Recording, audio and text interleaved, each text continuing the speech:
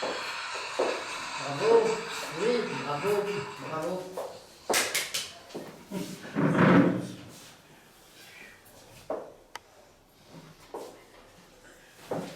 Bonjour messieurs, dames. La conférence que je vais avoir l'honneur de faire devant vous ce soir, sous la présidence honorifique et effective de messieurs Anatole Méchard, grand spécialiste de la sinusite et des refroidissements, et de monsieur Eugène Gras, le premier à être monté sur le Puy de Dôme, aura trait à mon dernier exploit. Comment j'ai planté le drapeau français au sommet du mont Mamalefa, 12 000 mètres d'altitude. Je ne m'étendrai pas plus longtemps sur moi-même que d'autres l'ont déjà fait. Toutefois, je vous rappellerai brièvement les nombreuses conférences faites à l'issue de mes nombreux voyages. Week-end chez les Pygmées, la Bouroboule et son folklore, 20 000 sous les mers, etc., etc. Une petite confidence en passant, j'étais un peu lasse des voyages et je consacrais mon temps à la rédaction d'un mémoire relatant mes nombreuses pérégrinations, mais surtout à l'entretien de mon jardin suspendu. Eh bien, voyez-vous, je m'embourgeoisais.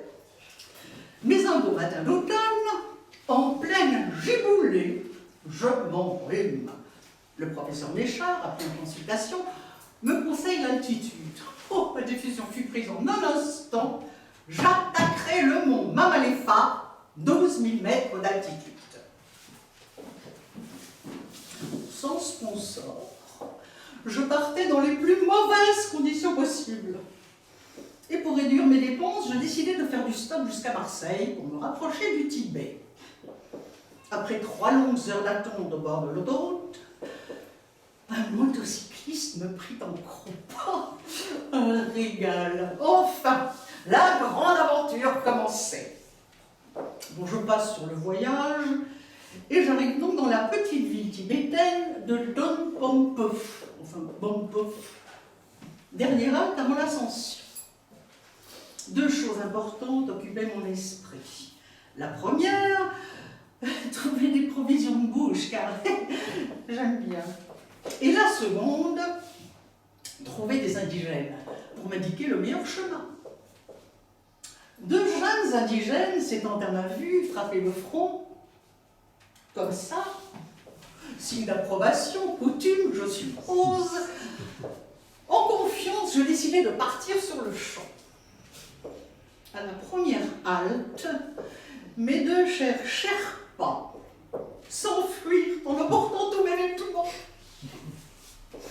Je me retrouvais donc seule et nue, au pied des neiges éternelles, mais fidèle à ma devise, va jusqu'au bout.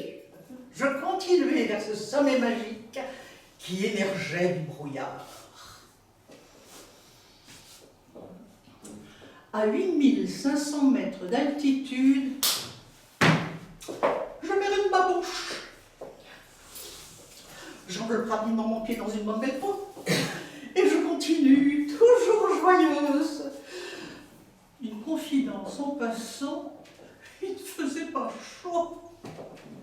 Mais de caverne en caverne et d'avalanche en avalanche, je me rapprochais lentement du sommet.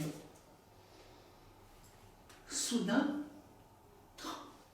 vous allez voir comme c'est impressionnant d'être seul dans la nature. Soudain, disais-je, au détour d'un pic, vous savez, un pic, au détour d'un pic, il me semble entendre une voix étrange. Je pense que ma raison s'égare et mon sang se glace dans les veines. Oh, mon Dieu! Serait-ce l'abominable homme des neiges? Oh non, non, non! Oh, si, si, si! Abominable! Abominable!